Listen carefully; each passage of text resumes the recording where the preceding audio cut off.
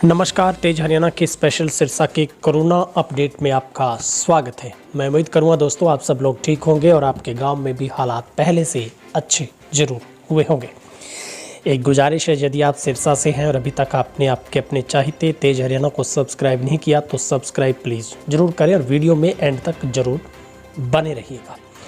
आज भी एक अच्छी अपडेट के साथ में आया हूं, जो कि पिछले 4 दिनों से सिरसा में लगातार कोरोना को मात देने वालों की संख्या में बढ़ोतरी हो रही है और आज भी सिरसा में 551 लोग ठीक होकर घर पहुंचे हैं और 394 नए केस पॉजिटिव पाए गए। अब सिरसा जिले का रिकवरी रेट है वो 85% पर जा पहुंचा है, यानी अब कोरोना की काफ़ी हद तक ब्रेक लगती हुई नज़र आ रही है। मगर एक चिंता ज़रूर है, वो यह कि लगातार मौत के आंकड़े बरकरार हैं। रोज़ाना 7 से 10 लोगों की मौत हो रही है और वही आंकड़ा है कि एक दिन में रोज़ाना हम 6 लोगों को कोरोना की वजह से खो रहे हैं। जहां पर आज भी 7 मौत हुई है, जिनमें से 3 अकेले डबवाली से हैं। डबवाली जिले के लिए सबसे बड़ी मुश्किल है। आज डबवाली मंडल की भी मैं एक रिव्यू रिपोर्ट लेकर आया हूं। आपको बताएंगे पिछले करीब 15 दिनों का लेखा जोखा किस तरीके से डबवाली में ज़्यादा लापरवाही मिली और उसकी वजह से कोरोना के ज़्यादा केस और मौत के आंकड़े बढ़ रहे हैं, जो कि चिंता जरूर बढ़ाने वाले हैं। आज काफ़ी हद तक आप मान सकते हैं माधो, सिघाना और एलनाबाद, बड़ा गुड़ा, ओढ़ा, कालावाली और काफ़ी हद तक डबवाली को भी राहत मिली है।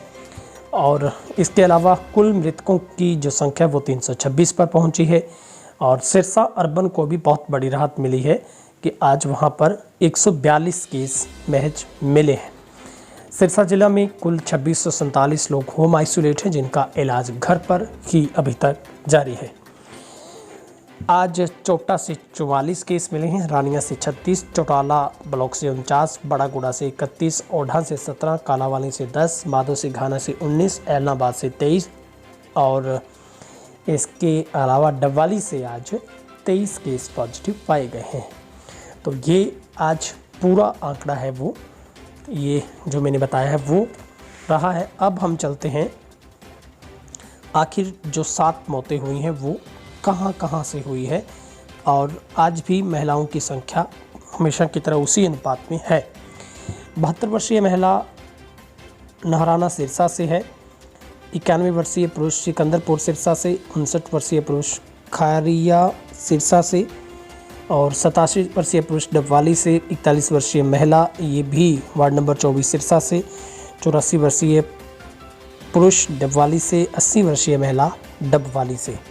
तो ये अब मरने वालों की हमने आपको बताई है आंकड़ा, जो कि वाकई ही निराश करने वाला है।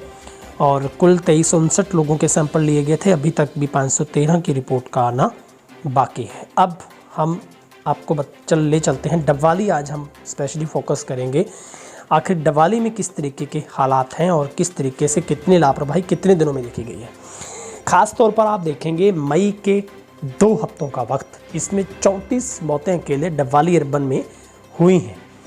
पिछले महीने की बात करें तो 23 दिनों में मौतों का आंकड़ा सिर्फ 5 था। आंकड़ों से ये पता चलता है कि लापरवाही किस स्तर पर हो रही है।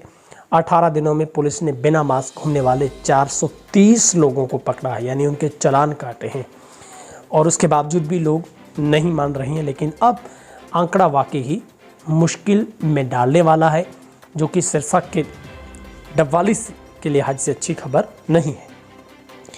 पिछले 43 दिनों में कोरोना संक्रमित 41 लोगों की मौत हो चुकी। यह आंकड़ा उपमंडल डबवाली हॉस्पिटल द्वारा नगर परिषद डबवाली को जारी किए जाने वाले मृत्यु प्रमाण पत्र के आधार पर हम आपको बता रहे हैं।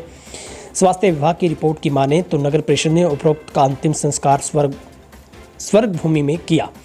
रिपोर्ट का अगर हम गहनता से अध्ययन करें तो पता चलता है कि 8 से 30 अप्रैल के मध्य 5 मौतें हुई थी।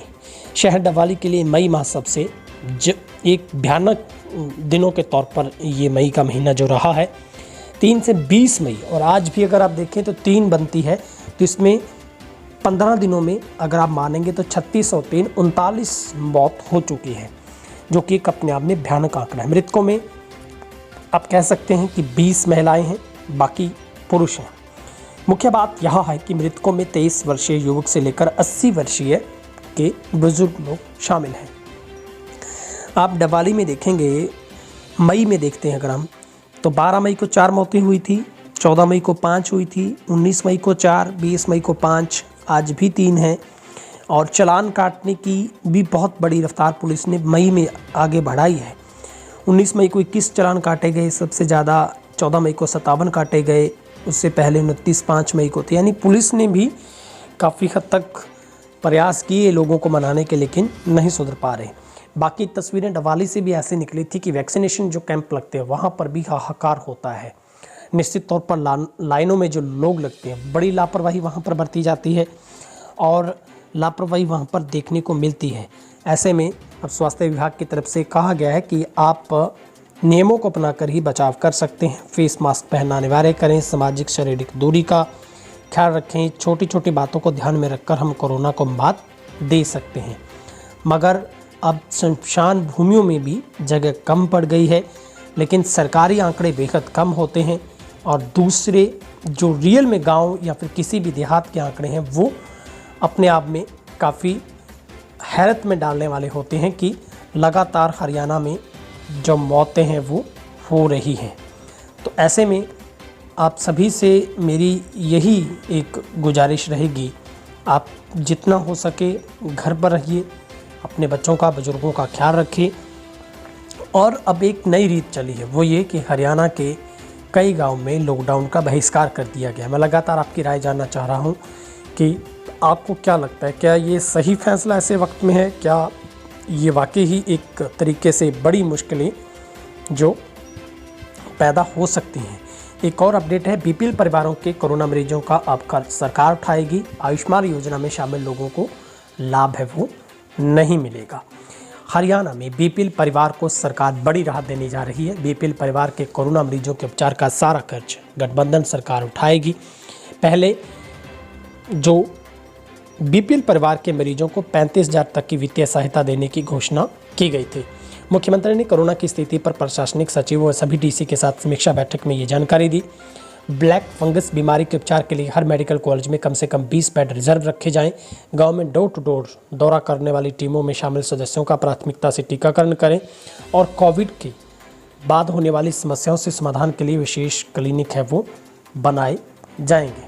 तो ये सरकार के दावे हैं अपने, अब हकीकत में कितने वो सच्चाई उनकी क्या हो पाती है तो ये आने वाला वक्त ही बताएगा। लेकिन दूसरी एक और अहम अपडेट है, वो है हरियाणा में 5G से कोरोना फैलने की अफवाहें फैलाने वालों पर अब कार्रवाई होगी।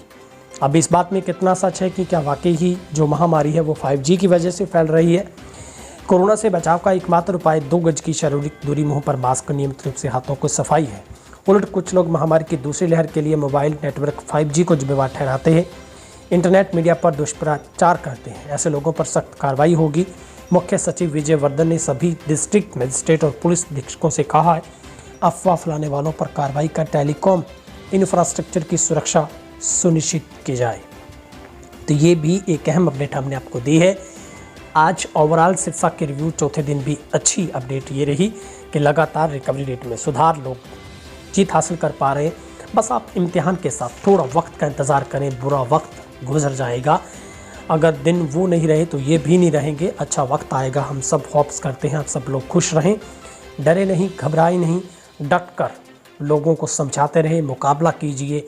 बुलंद हौसलों से ही उड़ान होती है और यही एक सबसे बड़ा ज़िंदगी का फ़लसफ़ा है कि आप मुस्कुराते रहिए। बहुत बहुत शुक्रिया और तेज रहना के साथ जुड़े रहिए।